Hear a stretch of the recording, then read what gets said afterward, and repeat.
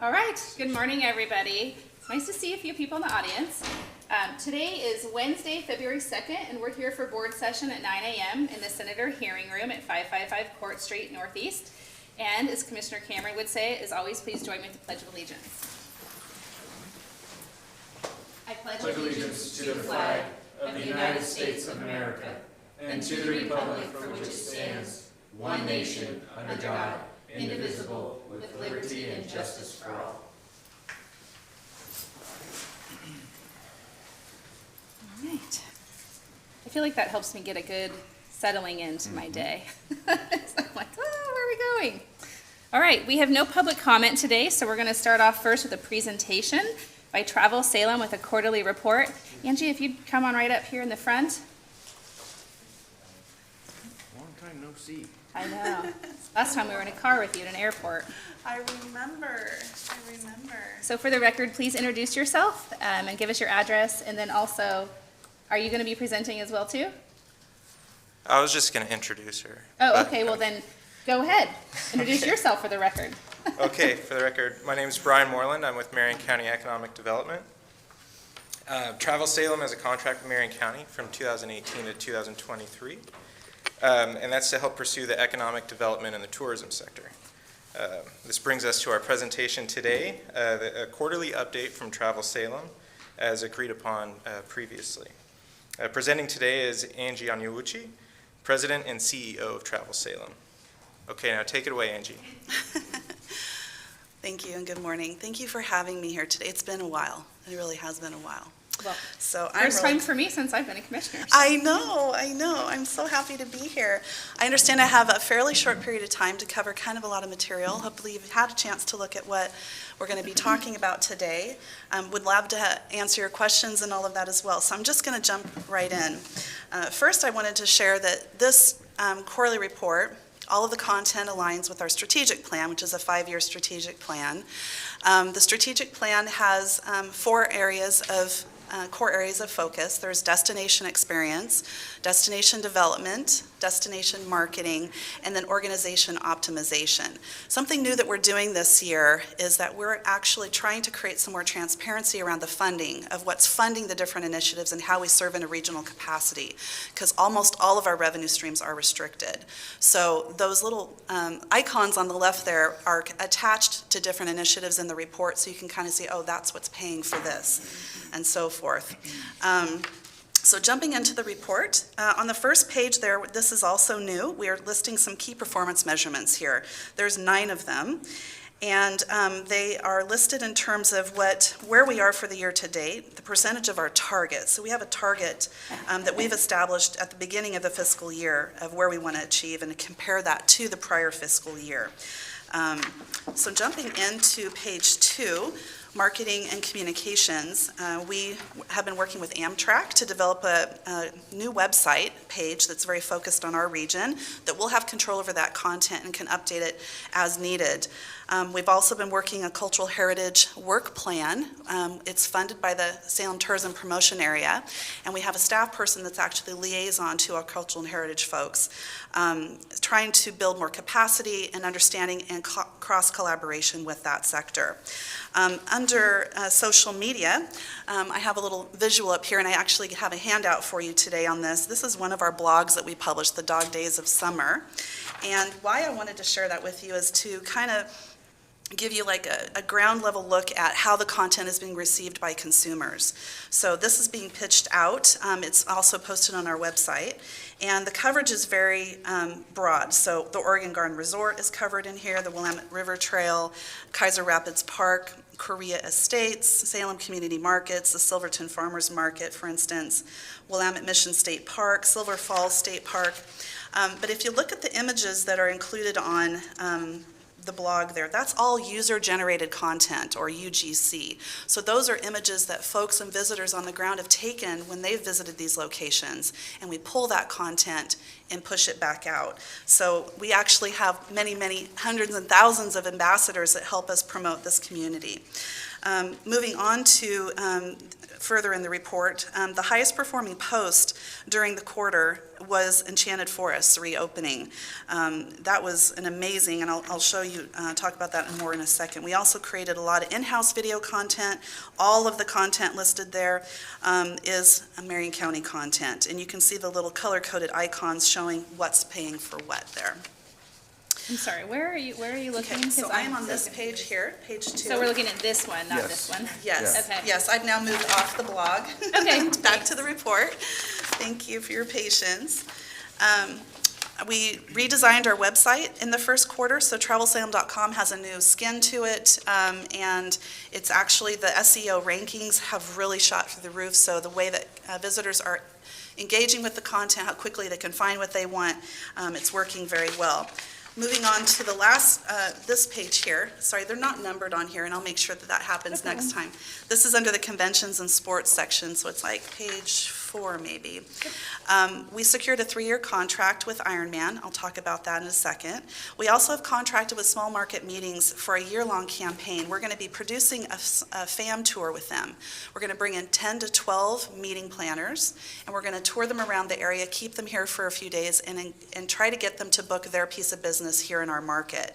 So that comes with a lot of advertising and so forth. We already have probably 30 meeting planners invited or interested in coming here, and so we're sorting through those meeting planners to see which ones we'd actually like to invite.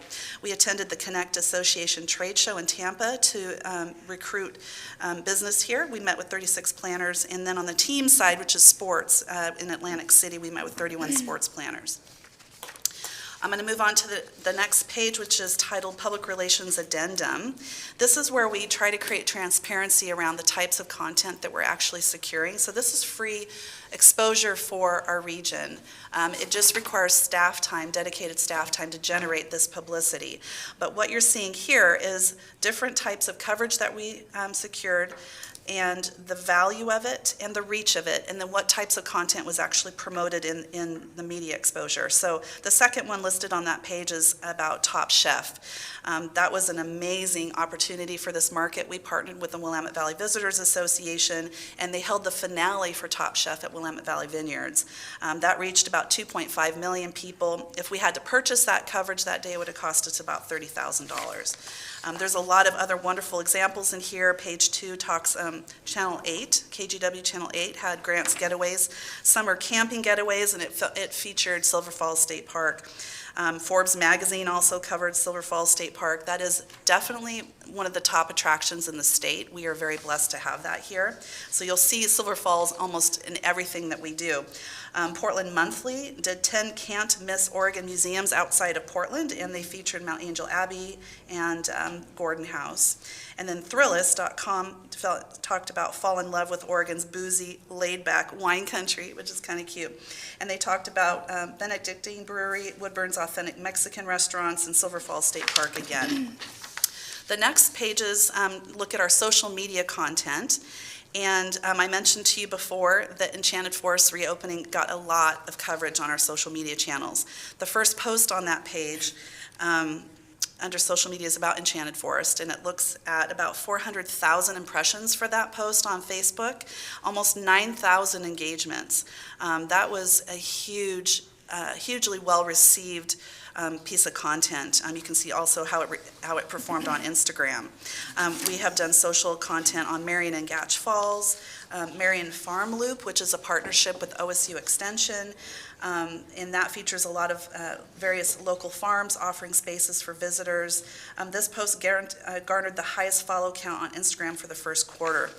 And on the last page of that social media content there, we also featured Hispanic Heritage Month, and featured 10 Latino-owned businesses within the Mid-Willamette Valley. I'd like to share a couple of things with you really quick here. Hopefully be able to hear this okay.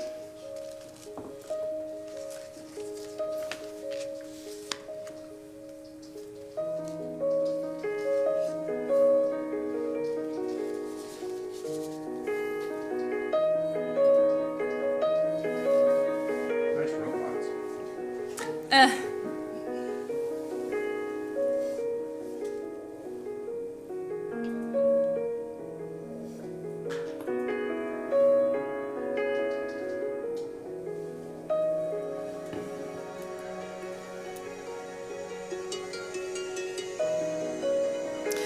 on the right there, you can see the type of visibility, the exposure that this video has gotten.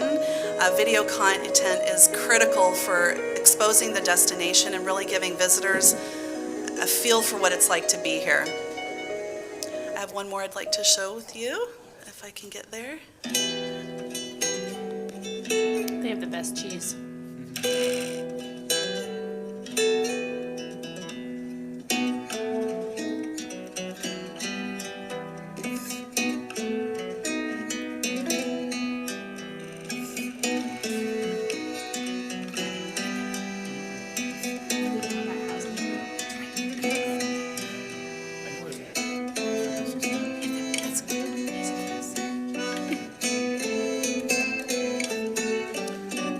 So you can see there on YouTube that this video has received about almost 12 hours of view time by visitors, and a lot of likes, a lot of accounts reached. So this will live kind of in perpetuity on our accounts.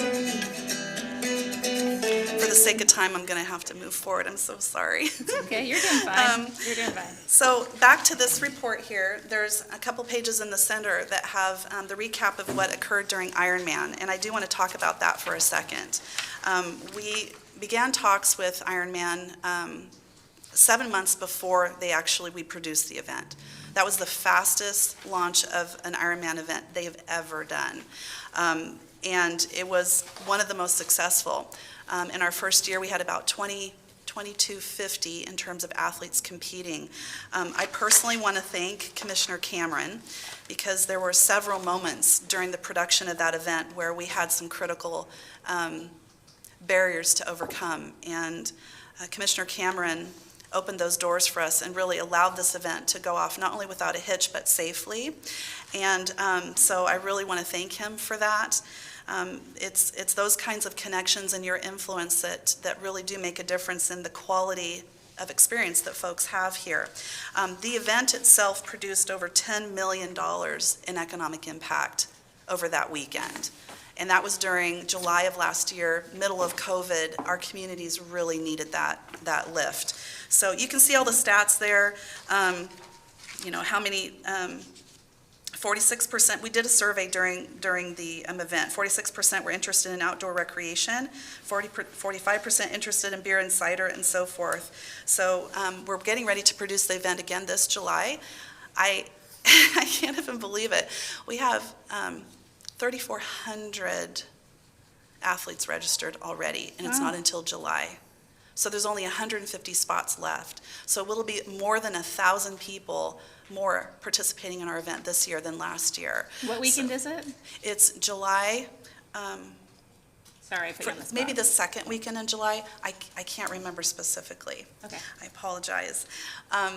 But it's going to be another wonderful experience. The reason our event is so popular is there's a downriver swim, and it's accessible to folks who really haven't ever been able to try an Ironman before. So we're getting a lot of new people that are coming into the market, and our hope is that they'll continue to want to come back. There's a lot of other content in this report for you, but I know that I'm a little bit limited on time. The next section of the report is called our Conventions and Sports Dashboard, and it's a grid with a lot of numbers and a lot of colors in there. That's basically looking at what's happening on our convention and sports business, the groups that we're recruiting in. The first top section there says that in the first quarter, we did about $22 million in business from our groups that we recruited into the market, specifically that Travel Salem is responsible for. There's a lot of other folks that are doing work, but we can account for $22 million of economic impact in the first quarter. Is that 22 million focused just most, because it looks like these events are all like in the Salem area, West Salem or downtown Salem? So in the first quarter, you're looking at softball, which is using primarily our Wallace Marine Park complex, and then Ironman as well. So yeah, those events were kind of more centrally located in the region, in the Salem area, yes. Don't forget the Blueberry Council. I did see that. I was pretty I'm excited about actually the super, what is that? I want to go to that. And then the second kind of middle section, there's around future leads and bookings. So the leads are on the left-hand side in those darker blue columns, and then the bookings from that business is on the right-hand side. So we booked about almost $2 million in convention business for future years, actually this year. And then in the sports side, about $24 million in business for 21, 20, all the way through 24. So that's important for you to understand that we are not only trying to capture business in the current fiscal year, but we're also working years and years ahead. So it's that pipeline of work that we're doing that really pays off. So it's that consistency, it's those relationships that are really driving the impacts over time. So, and then the dashboard, which is another grid that's right behind that, I'll just call your attention to one number there, which is about 31 million in consumer engagement. That means in the first quarter, Travel Salem's work in terms of across all of our channels, all of our efforts, we engaged 31 million times with consumers. And that could have been the same consumer in multiple different ways. So they could have gone on our website, they could have called our visitor center, they could have checked out our Instagram account. So for sake of time, I'm going to now flip to this presentation you have in front of you here. And I don't know why. Okay, there we go. I'm going to just quickly give you a look facing forward. So we are working on workforce challenges. Everybody is dealing with that. Every industry sector is dealing with that. However, unfortunately, the tourism sector really was the hardest hit sector in the economy during COVID. So we are really needing to compete, and we need to be more innovative in terms of how we're recruiting and how we're retaining employees. These two images here, one is from Taco Bell, starting folks at $14.25 an hour. That itself is remarkable, that hourly wage, but if you look down at the perks, they're getting flexible hours, paid time off, 401k, company paid scholarship program, GED completion program, various discounts, and then they get full medical and dental benefits, plus supplemental insurance. This is working at Taco Bell. The image next to that is Panda Express, paying up to $21 an hour. We as an industry, we as a community need to compete to retain and attract solid talent for our communities and our businesses here, and we have to be more creative in how we're doing that. So we're having industry conversations around that. We continue to watch the Omicron variant, but I have really good news on that. The Omicron variant, the market, consumers and travelers did not respond the same way as they did with Delta. So consumers are ready to travel again. 81% are booking trips right now, so and they're really open to influence or inspiration. Planes are full. What's that? Planes are full. They are full. They are full. Lastly, on this page, I'm talking about our service brand. Our community is really known for, in the tourism sector, in terms of groups booking business here, for the service that we provide, the customized service that we provide groups and meeting planners so that their event is customized to what their delegates want and need. And we're known for that. So we need to continue to build on that to bring repeat business back. There's a new visitor dynamic. Visitors can work from anywhere. So what they're doing, there's a trend where they're booking their vacation and they're working remotely. So they might take a 3-week trip, whereas before they would have only taken a 1-week trip. But they travel for 3 weeks. The first week they're maybe on vacation. That middle week they're actually going to work remotely. And then that third week they're going to do vacation again. So we have the opportunity to capture a lot more economic impact because of the way that consumers are able to work these days. So broadband is really important in our rural communities. Visitors, consumers want to go to those uncrowded spaces. And so if the infrastructure, and I know Marion County is working on that broadband support out in the county and the rural communities is really important. We're looking at some new hotels and keys coming into the market. We have a new hotel coming in downtown. We have a new Home 2 Suites out in the Mission Street district. And the Sled's Casino project, which is very controversial, but purely from an economic development standpoint, and from a tourism standpoint, that would be jet fuel to the community. Our STPA, which is Salem Tourism Promotion Area, it's the Salem hoteliers who have banded together to assess an additional fee on guests, and they've generated another $1 million that we're able to use to promote this destination. So we have $1 million and working really hard to promote our communities right now. Fly Salem, which is our efforts to recruit commercial air service. We have some probably pretty cool announcements coming very soon.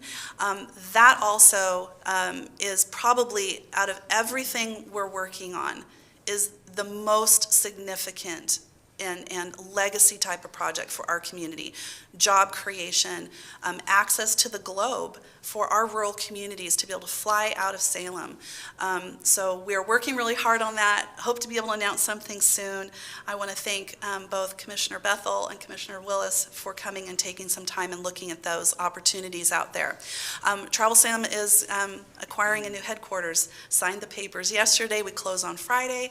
We're purchasing the building, the old Chase Bank building on Center Street downtown. And that will become our new headquarters. And there's a lot of really innovative ideas that we have of how we want to use that space to drive the mission of tourism, economic development. It sits on 3/4 of an acre. It has an amazing parking lot. We're going to be able to do events, engage the community, really serve the visitor in a different way. We're going to do drive-up visitor information and possibly even marriages, marry people through our drive-through. So it'll be like Vegas, you can get married in the drive-through. Salem, the new Vegas. I'm gonna get Makes me ordained like this online. idea. When's the wedding thing start up? Oh, no. Pretty soon. No, don't even answer him, because Vicki would be mad. No. It'd be Not real Vegas. simple. Here's how you do it. Nah, Yeah, no. Oh, my When I gosh. think of what I want Marion County to be, it's not Vegas. That's fair. We have sign code issues anyways. We couldn't be Vegas. No, we can do something different. But we're also realigning our Wine Country Plate Region 1, which is Marion, Polk, and Yamhill counties. That is in statute. Travel Sam is in charge of the marketing dollars to promote that region. We just contracted with MMGY, which is a global marketing company, to do some strategic planning with our region to really ensure that we're all aligned in using those dollars to the highest and best use. I mentioned also our cultural heritage sector, and that we have a staff liaison. Our destination development staffing, we're currently hiring a destination development specialist that will focus primarily on Marion County. Polk County has given us funding to hire a Polk County destination development position. So that person's only fixated on Polk County projects, and we want to balance that out and have some Marion County support. There's a lot of opportunities there. We're in the process of building and developing an underground tour of downtown Salem, and there's just a ton of other work out in the county. We want to do a barn quilt tour. We want to do some other really exciting stuff. Lastly, I already mentioned Ironman is coming. Those July 10th. July 10th. Oh, thank you so much. You're more plugged in than I am. And we're competing for convention and sports business. I kind of mentioned that to you. We've done 4 trade shows in September and October and working 142 appointments right now. We've partnered with small market meetings. I also mentioned that, and I am done. I took enough of your time. I'd love to Look at answer you. your questions. No, I appreciate you coming and giving this report. I think it's important for us to know, but for the community to hear about what their dollars are invested in through Travel Salem. And is this report, Brenda, posted online for those that are further interested? Because you did fly through that. But you did a great job. I mean, for us, it's high level and we understand it. Commissioner Cameron, did you have anything? I do. Thank you, Madam Chair. Angie, thank you for your leadership, and I know it's a whirlwind right now in the organization with everything that's going on in the new building and all. A couple things. Are you aware that we have North Marion County, some of the cities up there have taken our, we give them, what do we call that, $15,000 a year? The Community The Prosperity Initiative? Community Prosperity Initiative that our Economic Development Department started up. And there's a few of them up there that have come together to use that money for tourism in their particular region. So we can talk offline about that and how Absolutely. you're interacting or not interacting with them. Love the Marion Farm Loop, and they're part of that, the North Marion County. So, and then in your earned media, and I know we don't ever focus on the Statesman Journal or local papers when we do that, but they have been promoting a lot of the canyon things where you can still go up the canyon for activities. With Zach does a lot of articles still for that. So I think we might want to talk about how that impacts local tourism, especially for our canyon that's going through wildfire recovery and how that may impact it. And then the other slide I saw up there that I think is really important is the Oregon Garden. And the interaction with Ken Hector and the group over there, and I don't know where we're at with that, but love to talk offline about how we can continue to support and help them, because they've really made a big turnaround. It's been a struggle, but we had them in, 3 months ago? 2 or 3 months ago for a presentation. year. Last year. I'm like, I don't know. And it's a great story with volunteer help and how they really, and we continue to support them. I think we got a couple more years, right, Jan, on that promise we made Sam? If not, Sam will be in here and beat us up.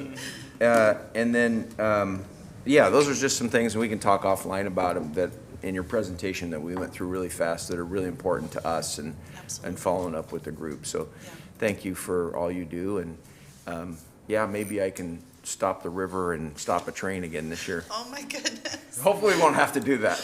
Oh, Yeah, that was that was crazy. fun. Thank That you, was Commissioner amazing. Cameron. Thank you. On the, just to tag on real quick to the Oregon Garden, because I have a personal investment here, there's a little cafe out there called the Little Leaf Cafe that could really use some help. Okay. It's my cousin's cafe, and we just did a big catering event over the weekend out there, but folks don't know that it's there. And I saw a lot of foot traffic over the 2 days that I was at the Oregon Garden at all hours, and light and dark, but folks just aren't popping in. So maybe if you could touch base to see how the Oregon Garden can help, because otherwise they're not going to have a cafe, Absolutely. right? Those small towns really need some support today. Yeah. Commissioner Willis? Yeah, I just want to build on that, what the other two commissioners said. I know you mentioned a lot of these different things sort of out in the county. And I know that bringing people to Salem gets people in the region, and that's really good. But I am interested, like Staten where I live, there's, I think, now like 3 or 4 brew pubs sort of on our main street, and it's really coming alive. And I just really like our little towns. I think something that is really special about Marion County is how different and unique each of the towns are. And I would hate for people, if they came for Ironman or something like that, to just stay in Salem, you know? So if thinking about ways to get people out of Salem into these other towns, I think of Silver Falls or Mount Angel or St. Paul Rodeo or all these things. Just really special about Marion County. So I guess that'd be my request, is that you think about how to integrate that into your planning when you are focused on getting people to Salem. Well, and I want to just reassure all of you that the way that the tourism sort of ecosystem works, right? There's Brand USA at the top, they're promoting the country. And then there's Travel Oregon, which is promoting Oregon. And then there's the Willamette Valley Visitors Association, which is promoting the Willamette Valley, and then there's Travel Salem that's promoting our specific region. So we work in those concentric circles to bring folks into this community. We are competing with destinations all across the world. Bordeaux, Milan, New Zealand, that's who we're competing against. And it's a function of visibility and profile and allure. So I'm kind of always fascinated when I travel to different conferences and I'm talking to my colleagues from Jersey or Louisiana or Missouri, and they're all promoting the same, we're all promoting the same thing: outdoor recreation, culinary, and heritage. But what makes our destination unique and specific are the characters that live here and the place specific. So Salem is, the capital city of Oregon. There's a lure that we can hook folks in, but the reason that folks come here is not really the capital city. They're coming for wine country and they're coming for recreation. And those things exist out in the rural communities. And specifically with COVID, there's an interest right now where visitors are wanting to go back to the big cities. They're wanting to go to Vegas, they're wanting to go to LA, San Francisco, these places, because those have they haven't really been able to do that because of COVID. But the rural destinations, those wide open spaces, those pieces, peace of mind, the family experience you can have, that's top of mind for visitors, and that's not changing. We're not seeing that change. So the way that we promote the destination is the little nooks and crannies that make this place really special. And so the majority of our work is actually out in the region. I'm highlighting some stuff that's kind of like the bigger bangs for the buck, but we always package everything together. So we might take a more well-known asset and package something smaller with it, a culinary experience with that recreation, adventure, whatever the case. But I can give you a lot more statistics, or I could kind of peel back the curtain a little bit to show you all of the work that's being done to promote the smaller businesses out in the rural communities, because that is happening every day, all day. I think it would be interesting to see, for example, in the packaging that you talk about. So Silver Creek Falls, we know is very popular, and you can go one of two directions. Either pop into Silverton and go into Mac's Place for lunch or whatever, or you can go the other direction into Staten, and there's a plethora of opportunities. I agree with Commissioner Willis. I'm curious what it looks like for Silver Creek Falls. Are you sending them to Snow Peak or North Third or something like that? So maybe the next go around you can kind of dive into it with us a little further, because I'm sure it happens, but I don't see it, and I'd like to see what it looks like. You forgot one other direction. You can go north to the Markham Inn, which is really cool, if you haven't been to the Markham Inn. And up That's the right. canyon to Detroit to visit that's- Commissioner that's Cameron. Okay, well, there's all the places. Hey, there's not a restaurant there yet. There's still chicken strips at the local market is all you can do. But this summer, there'll be Or you great can come to barbecue. my house. I was saying Commissioner Cameron's fish Okay. tacos. We're digressing. Yeah. We do have another 30 minutes we have to get through in a hurry. Angie, thank you so much for this report. You did a great job, and I know that, I'm sure all this work is being done. We just want to see it. Absolutely. Well, and I would encourage you to follow our Facebook channel and our Instagram channel, and you will see there all the different types of content. So I'm calling out the ones that are the hook. Like if you're getting 400,000 eyeballs on something, hopefully they're going to follow the channel and they're going to see the other stuff that Right. we're promoting. But I would encourage you to see the diversity of what we're doing there. Thank you. I'll be back. Okay. Thank you Thank so you. Have much. a great day. Thanks, Brian.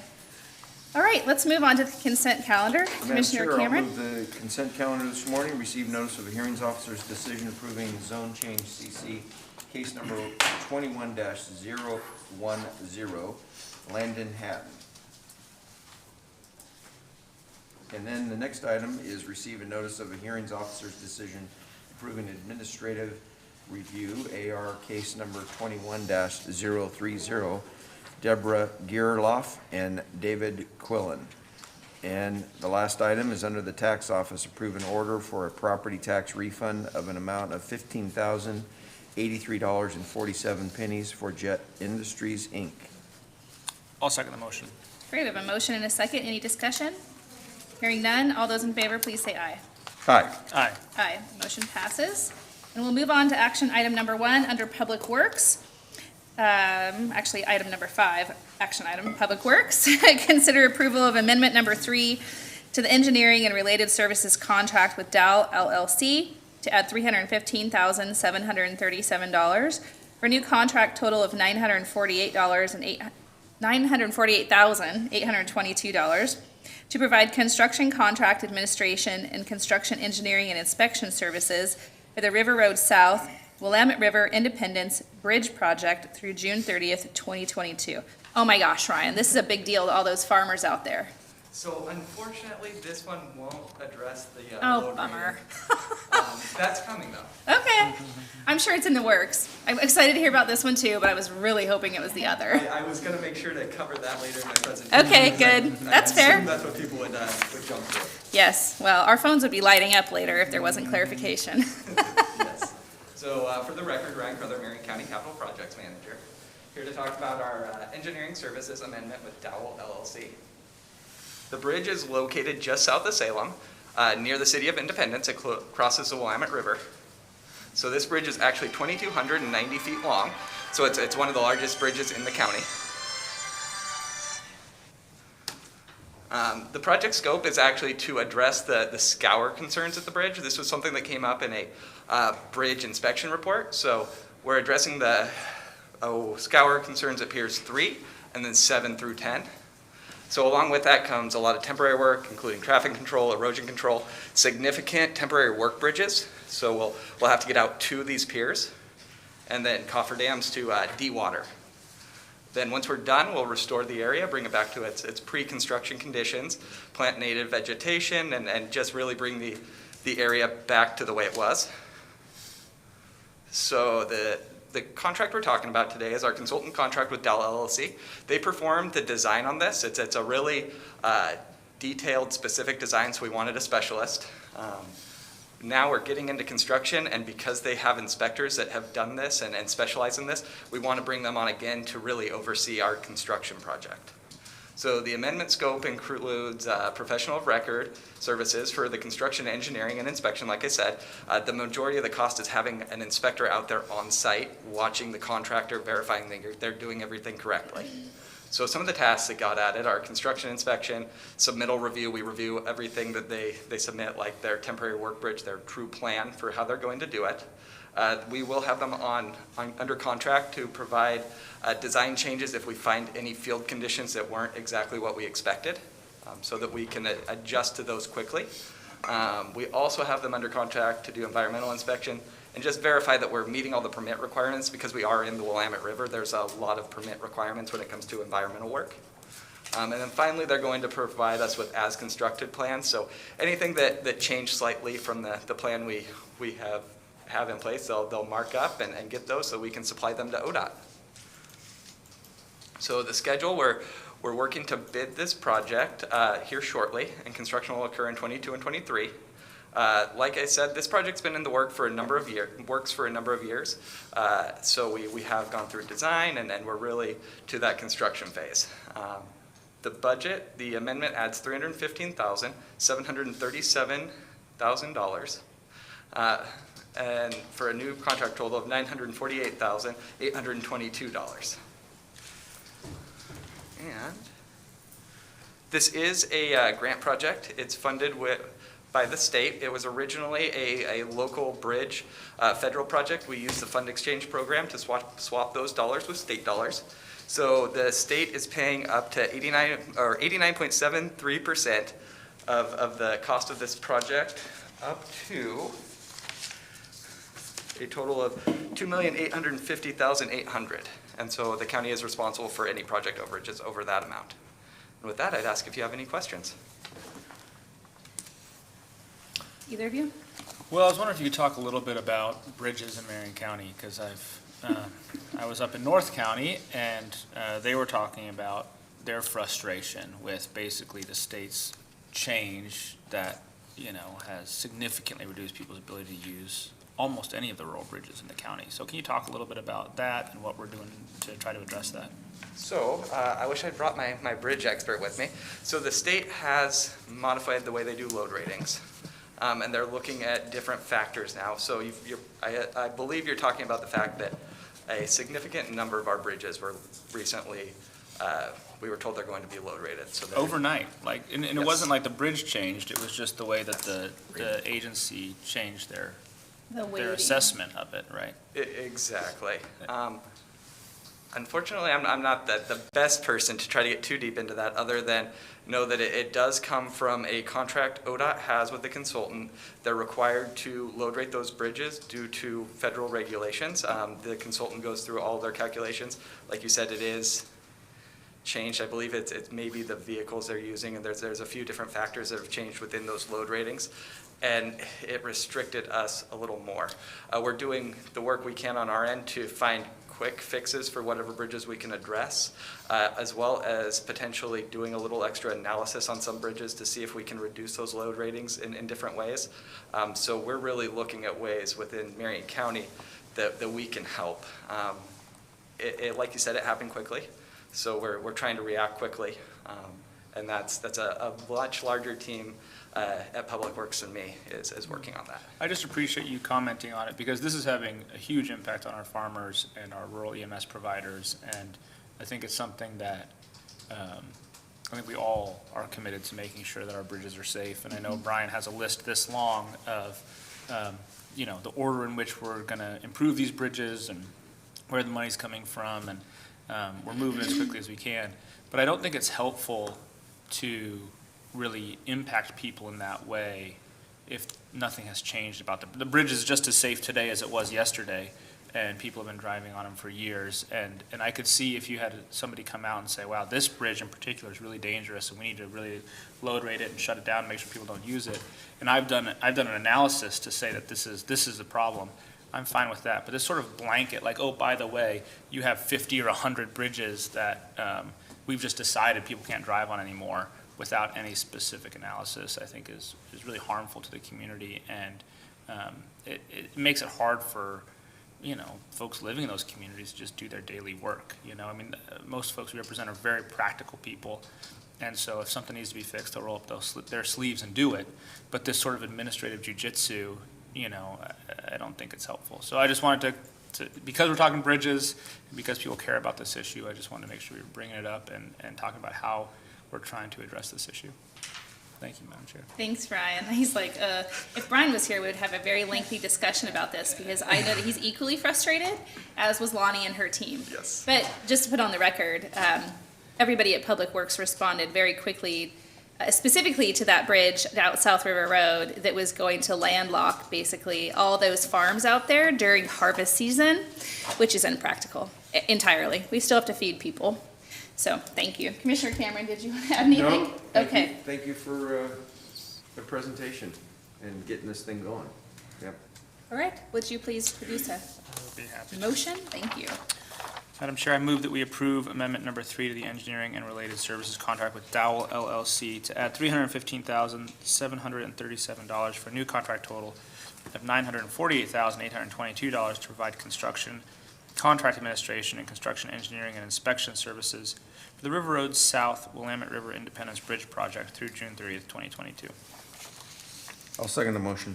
You have a motion and a second. Any further discussion? Hearing none, all those in favor, please say aye.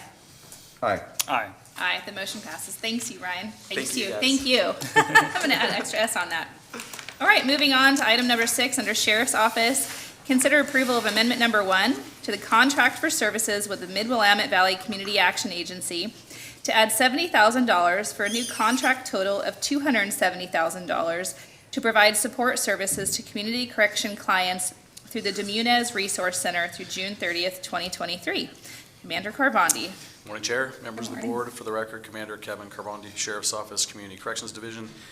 And to provide a little bit of context, the funding source for this particular contract amendment is through the Criminal Justice Commission's Justice Reinvestment Grant Agreement that the board approved last Wednesday's board session. The original contract went into effect July 2021 with the Mid-Willamette Valley Community Action Agency, specifically associated with one of our justice reinvestment programs, the Demunez Resource Center, which you're aware of. This particular contract amendment brings us in alignment with the Justice Reinvestment approved program budget. And just for a little bit of background, with the Mid-Willamette Valley Community Action Agency, it is a local nonprofit within our community with numerous programs, the Demunez Resource Center being one of them. They've been in existence since 2011 and has been home to our transition center since 2013, and they truly have been excellent partners. The Demunez Resource Center is a one-stop center designed to improve access to resources by providing a variety of support assistance to ensure our justice-involved individuals can successfully transition to the community. The target population that they focus on is our pretrial clients, our adults in custody at the transition center, as well as our justice-involved individuals on supervision with our office. Assistance comes in the form of navigator one-on-one coaching for success planning to address barriers to successful reentry, also coaching on how to navigate and access local resources and referrals such as employment, education, obtaining identification, housing, transportation, just to mention a few. They also provide a variety of in-house classes and workshops, cognitive skills, motivation, legal clinics, employment assistance, as well as parenting classes and OHP sign-up clinics. The Demunez Resource Center has become a critical infrastructure at the Transition Center, and we are truly thankful for our collaborative ongoing relationship. The funding for this particular contract supports staffing for four full-time navigators, one of which is a bilingual housing navigator. And again, the original contract was for $200,000 from July 1, 2021 through June 30th of 2023. We're adding $70,000 for a total of $270,000. I believe that covers it. Available for any questions. So, you talk really fast. I have to like walk backwards to try to hear all the things. Yeah. So we're amending the contract to add $70,000 to add another body out there to provide services? No, this is an approved budget by the Public Safety Coordinating Council for all of the programs. The one that I was here last June going over the same presentation was kind of a placeholder because we just weren't sure how much funding we were going to receive from Justice Reinvestment. So it was also meant to keep the business going and keeping services continuing. Once our Justice Reinvestment application was approved and blessed by the board last week, confirmed the funds, which was the $270,000. So what are we going to get for the additional Well, 70? and the What are we additional getting for this? I Well, guess? that's the thing with the original $200,000. This has been The Executive Director, Jimmy Jones, has been leveraging, this is supplemental funding to make this program run, and he's covering it with other funds through his organization. So it's never been, Justice Reinvestment's never fully funded all 4 positions, plus the director, plus the office manager. It's been that's typical with a lot of our JRI programs. It's not necessarily funded 100% by JRI. It might be JRI / a little bit of grant and aid to keep the program going. Okay. I'd like to better understand, maybe offline. Can I make a Yeah, of suggestion, course. Kevin, is that maybe we, I'm sure you have a detailed budget for the Munis Center. Just, we could have maybe at a management update or someplace. Sure. Or you can just send it to me, I don't. Yeah. Yeah, I can ask Jimmy what the total budget is, but I believe the annual budget is closer to between $300,000 and $400,000 a year. Yeah. Yeah, this is covering just a portion of the program, yes. We ramped it up about 2 or 3 years ago, added some more staff, and Yep. so it'd be interesting to see the details of what that is. Yeah. You've and- toured it before, right? Oh, I'm fully Yeah. supportive and fully familiar with it. I just really want to understand the math and the partnership better between all of your programs and then the community agencies that are kind of supplementing, as you said. This is the second time I've heard that there's a supplementation from Community Action for some of the services that we partner with and provide. Yep. Super valuable, but I really want to understand long-term, maybe we need to figure it out better Yeah. on our end, and I can't make that decision without the background. And Absolutely. I think last session I mentioned just the different funding streams to make community corrections, to make this ship run. And, it's a big chunk of it's the grant and aid, then it's the justice reinvestment, and then you have 2 other ones, which was the family sentencing alternative pot, and then the Measure 57 pot. And it's each program has a sprinkle of several funding streams to make it go. Sure. Yep. Okay, Commissioner? I just support getting more details on this. Like you, I think this is actually a really good program that we're helping people transition successfully out of incarceration.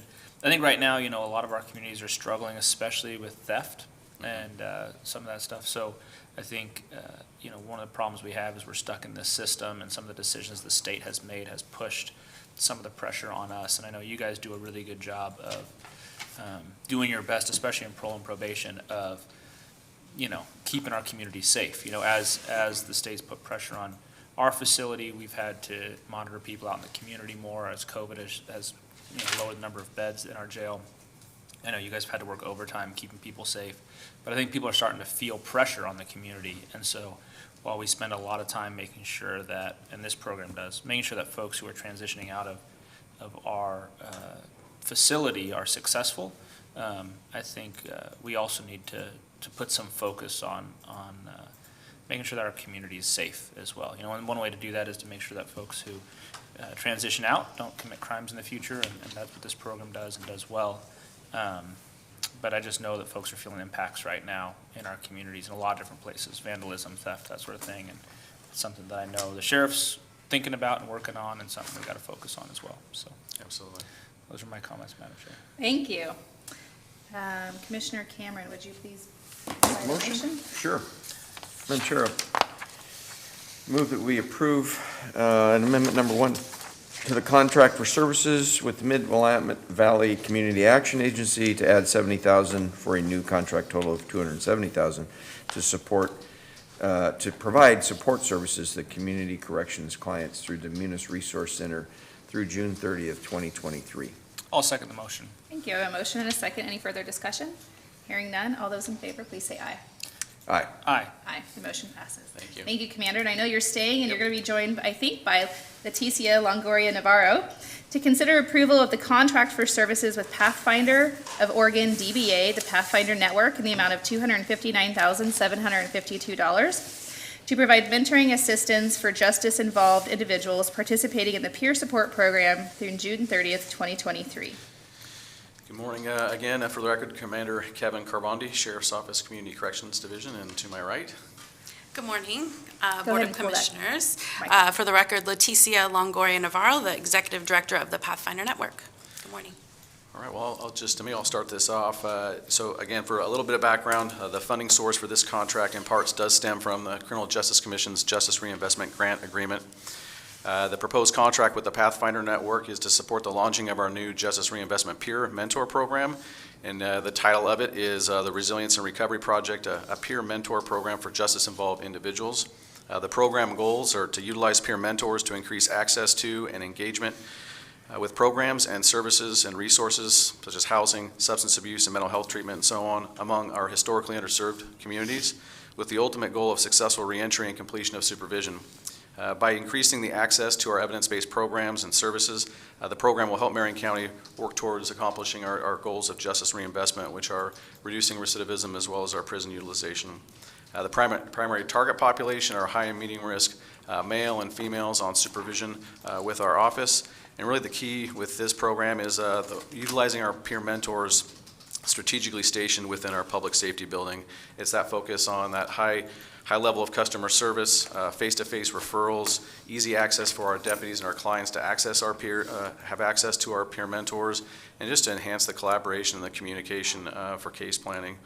The peer mentors, and not to steal too much of the thunder before I do a handoff, but our peer mentors are with that lived experience to engage our participants in goal-oriented collaborative relationship and providing that support tailored specific to their needs through individual one-on-one and support groups. And with that, maybe more of the details, I'll do a handoff to Leticia, just maybe a quick snapshot of who the Pathfinder Network is and then the services that you will be providing.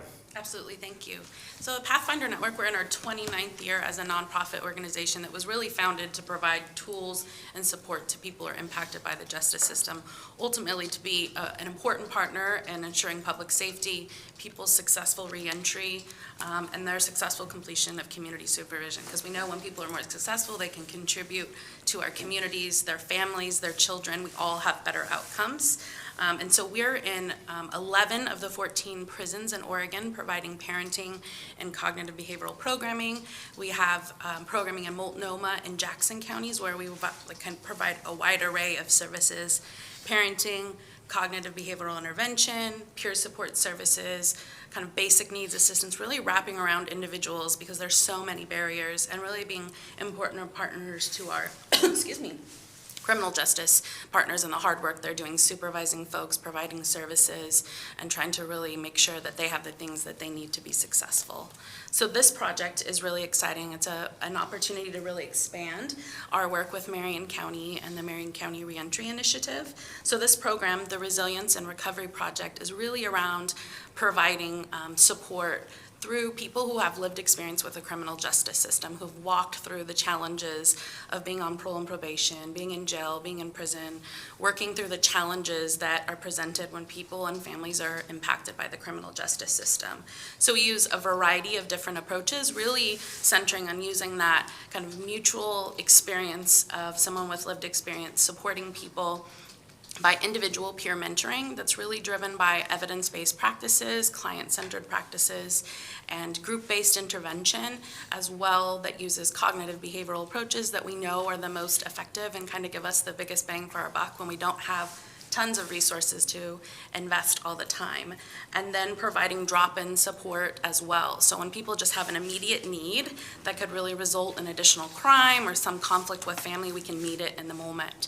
So it's a combination of wraparound support where these peer mentors will have a caseload of folks that they work intensively with, and then the cognitive behavioral groups, as well as the drop-in support, and then just reducing access to resources and care and treatment, and also removing barriers. So it's really a wraparound approach that's individualized, really looks at what are the strengths and the risk factors that each individual client or participant brings, and coming up with a plan that really fits well for them, also leveraging the relationship with the deputy, the parole and probation deputy, working really collaboratively as a team, and then also the other community providers, Demunis, for example, and just really pulling every resource available, and then using that relationship with a peer mentor with lived experience to just really lift it up strengthening, because we know those relationships are really critical.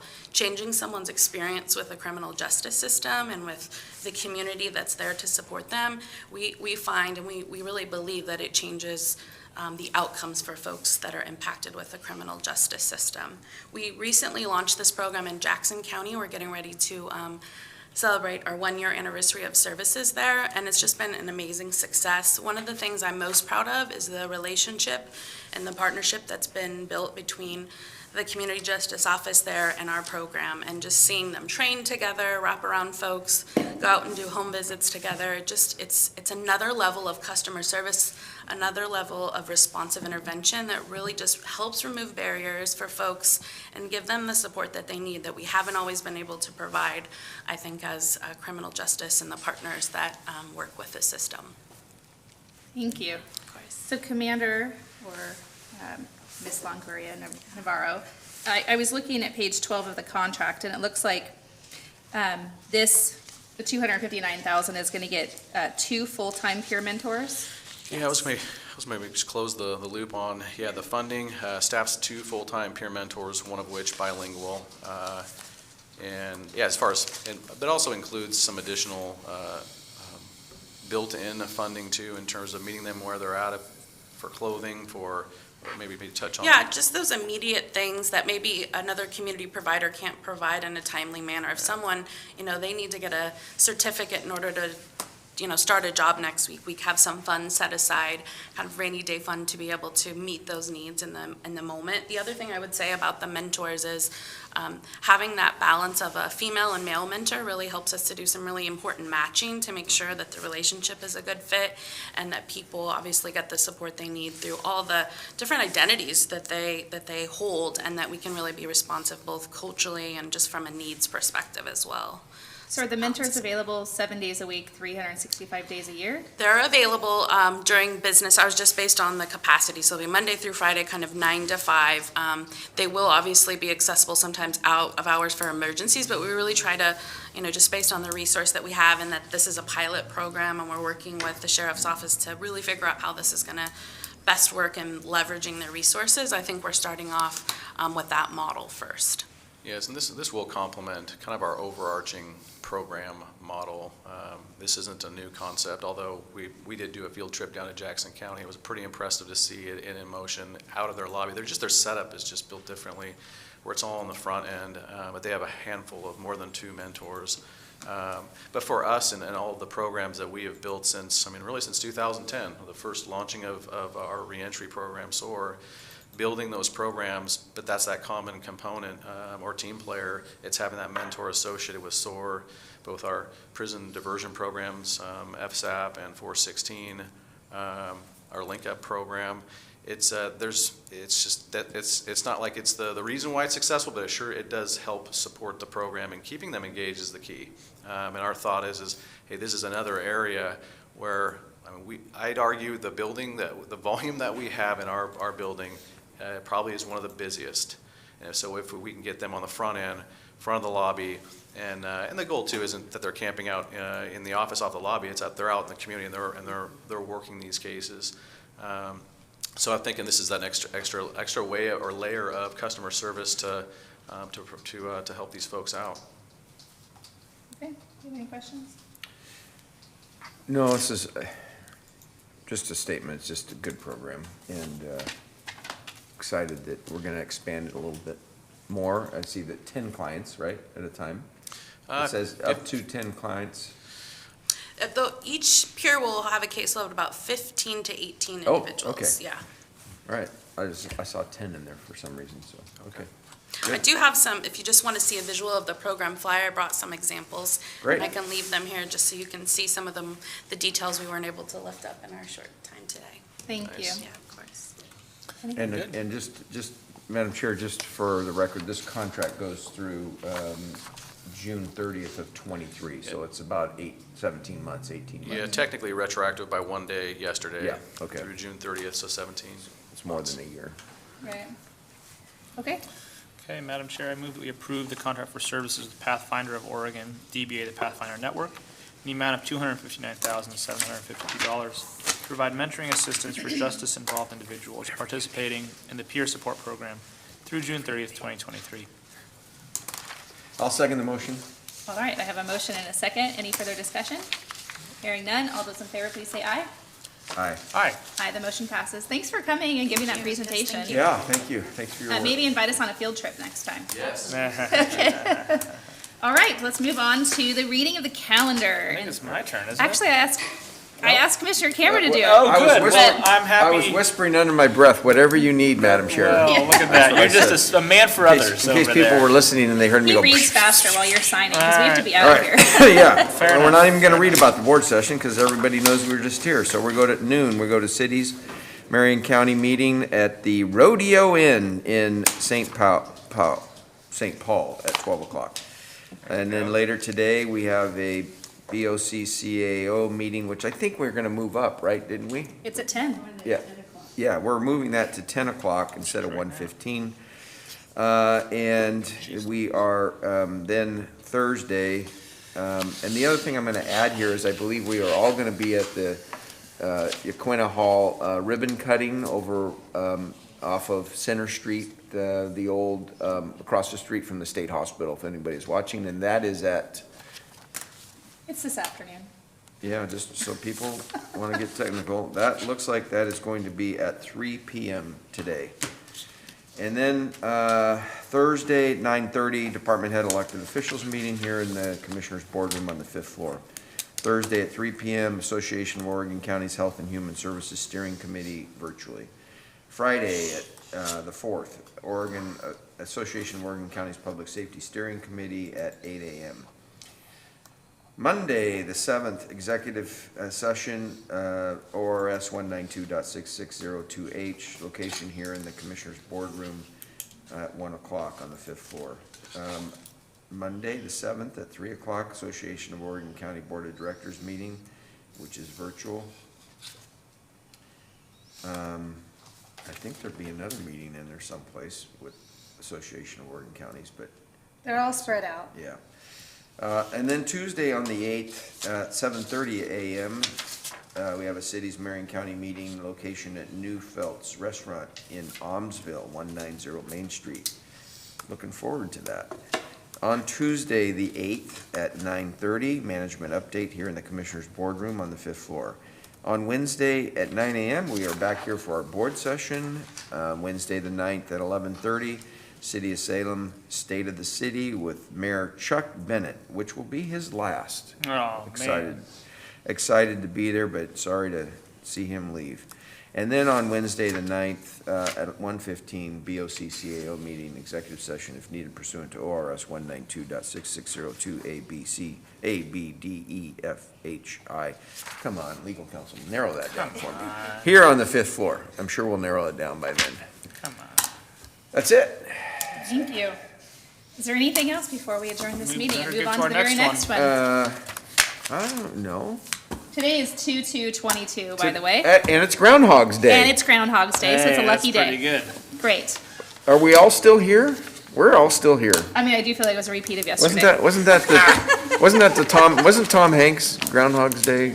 No, it was Bill Murray. Come Bill Murray. Come on. Jeez Louise. And we're all still here? Where are we? That is some line in that movie. This I is can't like remember. Groundhog's Day. It seems like every Wednesday we keep coming back to It is Groundhog's to Day. this. Oh my gosh, okay, meeting adjourned, have a great day. Hit that gavel. Yeah.